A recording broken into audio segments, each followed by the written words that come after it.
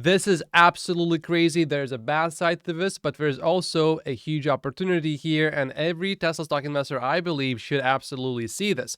This comes from Dr. Know-It-All, who is a Tesla stock investor. He's a Tesla bull, and also he has a pretty big and nice YouTube channel where he often talks about Tesla. He posted this: I have a friend who commutes 2 hours 3 times per week through Atlanta traffic. Yikes.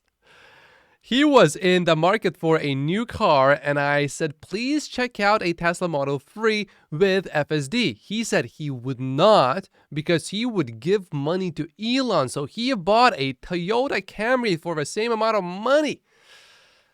Wow. Well, Dr. Know-It-All says, I tried. Facepalm emoji. And it gets a little bit, you could say, more interesting, and there is a good side to this, and I'll get to that. I tried to do a test drive for him, but he refused. It's pretty amazing the job the media has done to demonize Elon. The conversation continues, and he has helped them tremendously in that effort. Yeah.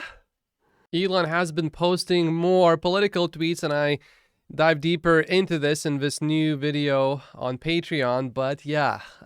Certainly, when Elon tweets something political, media will just eat it up. And Elon admits this too. Sure, people will say foolish things from time to time, myself especially, but that's way better than silenced or sanitized press releases that are basically just boring propaganda. And the conversation continues.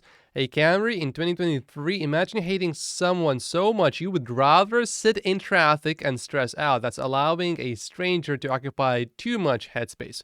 350 hours a year is a part-time job, and that's how much time that person roughly spends in traffic, and they are committed for 3 to 10 years. That's insane. Absolutely 100%. I agree with that.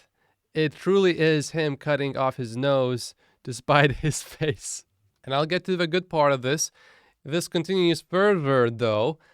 I know people who did the same. They went to the ID4, so at least there's that. At least they went with an electric car. John replies, for my friend in particular, it is the awful commute. He complains about it every day.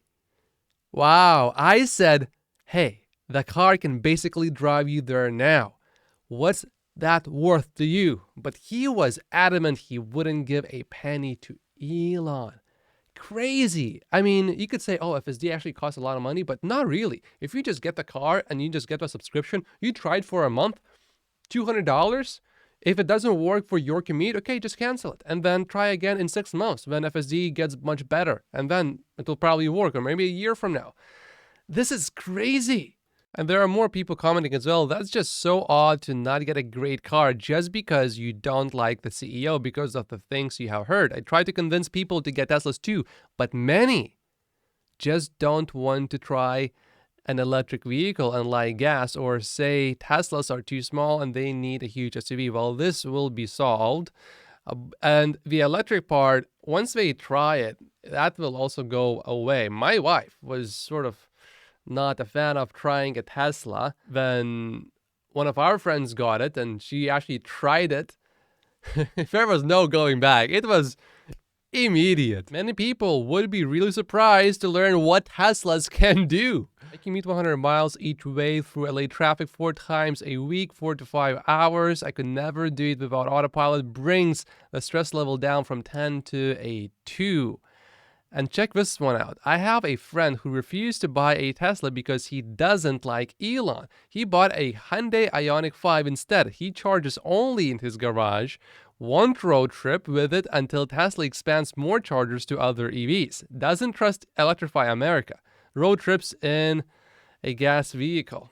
And check this one out. You just described half the people I know who are over 50. I just don't get it.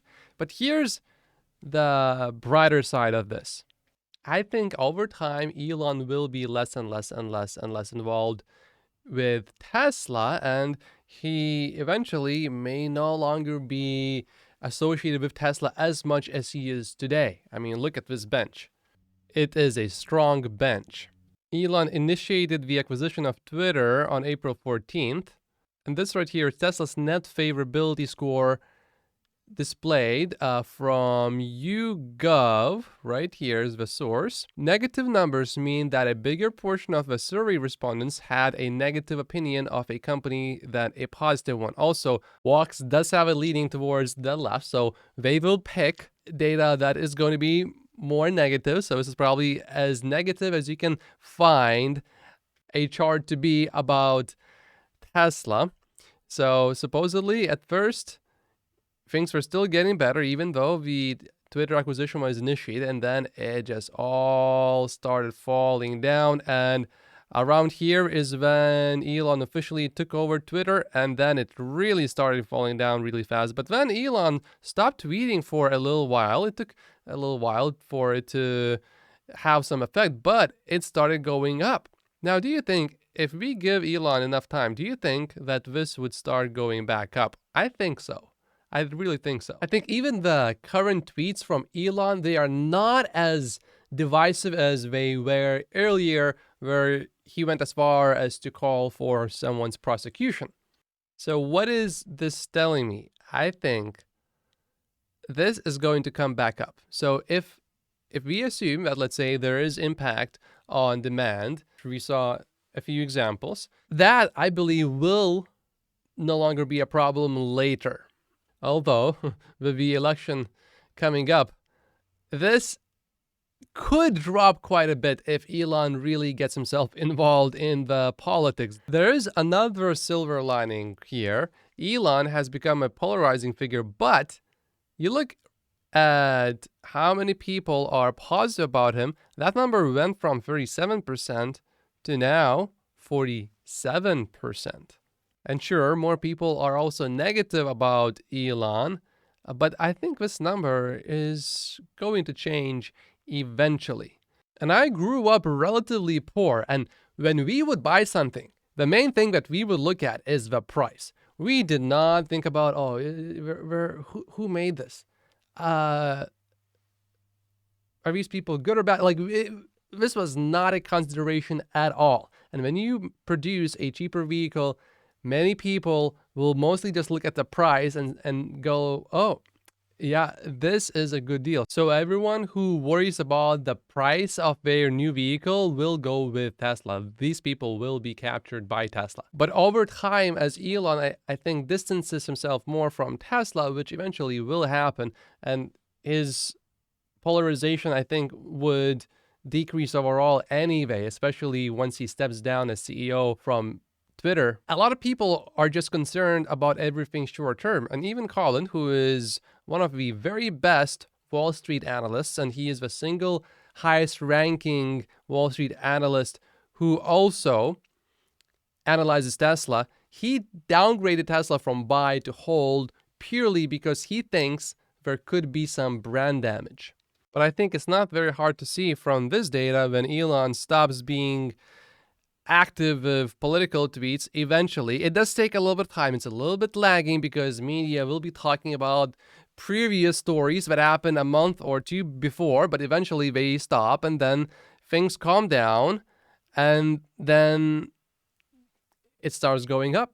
So to me, this is really a buying opportunity because many more people will be concerned about this.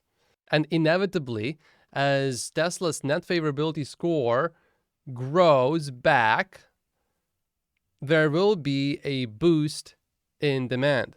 But in the meantime, because there is also a pretty significant boost in people being positive about Elon, these people are much more positive about Elon now than before because they like what Elon is posting. And I think that also contributes to these people buying more Teslas. Although the offset does not seem to be big enough looking at this data for now. But while Tesla is still relatively small, I don't think that matters much. When Tesla gets bigger and produces many millions of vehicles per year, that will be more important. And as long as Tesla can sell every single vehicle that it makes, I don't see this as a problem long term.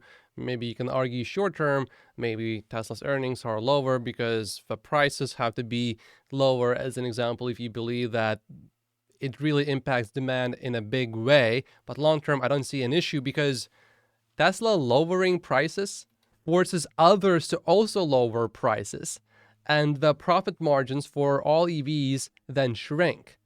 And no one else is really making EVs at a profit. So if Tesla's prices stayed high, then new players could enter the market at higher prices, and then maybe they would make some money, or at least not lose as much. But now it is much harder for them to get in. So I don't really see this as a problem long term because of that, because Tesla will take more market share. And I really don't think this is also a risk in China. I don't think that's a problem, although Europe overall is quite liberal. So if Elon, let's say, does something that many people perceive to not be appropriate, maybe that can spread to Europe as well to a certain extent, although not as much as in the US, I think. But clearly, I believe that we are fine in Europe as well. As you can see right here, there was a new ship and now it's decreasing again.